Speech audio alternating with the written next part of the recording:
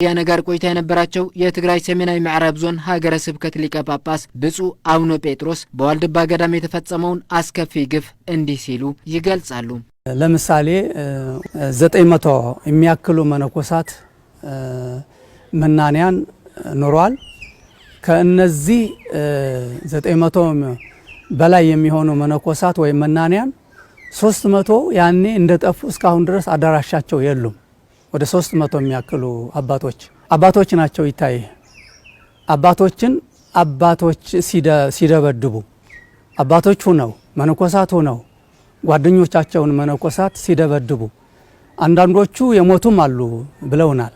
የሞቱ መነኮሳትም አሉ፣ በድብደባ የሞቱ ማለት ነው፣ በጥይት የሞቱም አሉ። ስለዚህ የደረሰባቸው ግፍ ይህ ነው ተብሎ አይነገርም።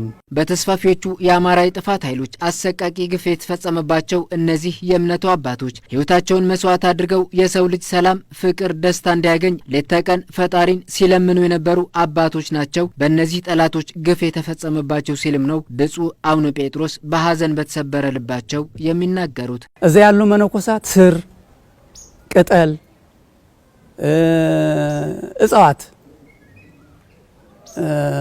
እጽዋት እየለቃቀሙ እየበሉ ይህንን እየበሉ የሚጸልዩ ናቸው።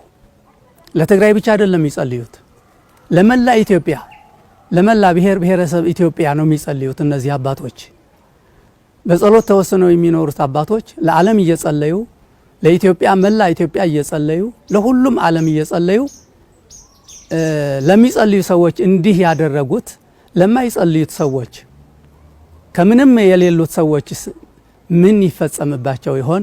ታሪክ ራሱ ደግማል እንደሚባለው ሆነና እነዚህ ደመኛ ጠላቶች ከብዙ ዘመናት በፊት የጀመሩትን የትግራይ ሕዝብ የማጥፋት ዘመቻ በዋልድባ ገዳም አባቶችም አጠናክረው መቀጠላቸውን ነው ብፁዕ አቡነ ጴጥሮስ የተናገሩት። ማህበረ እስጢፋኖስ ወይም ደቂቀ እስጢፋኖስ የተባሉ አጋጣሚ እዚህ ሽሬ ቆየጻ የነበሩ መነኮሳት ናቸው። ስለዚህ በዘርዓ ያዕቆብ በንጉሥ ዘርዓ ያዕቆብ ጊዜ ብዙ መነኮሳት ያን ጊዜ ተገድለዋል፣ ተቃጥለዋል። ክፉኛ በክፉ አሟሟት ገድሏቸዋል። ዋልድቦች ደግሞ የዚህ ዕጣ ፈንታ ነው የደረሰባቸው።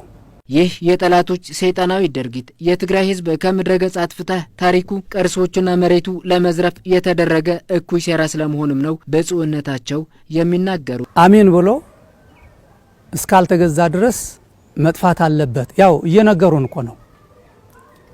በዚህ ምድር እንደነዚህ አይነት ሰዎች በፍጹም እንዳይበቅል እንዳይኖር መጥፋት አለባቸው። በዚህ ምድር ብቻ አይደለም ከሰዎች ሐሳብም እንዲጠፉ ታሪካቸውም እንዲጠፋ።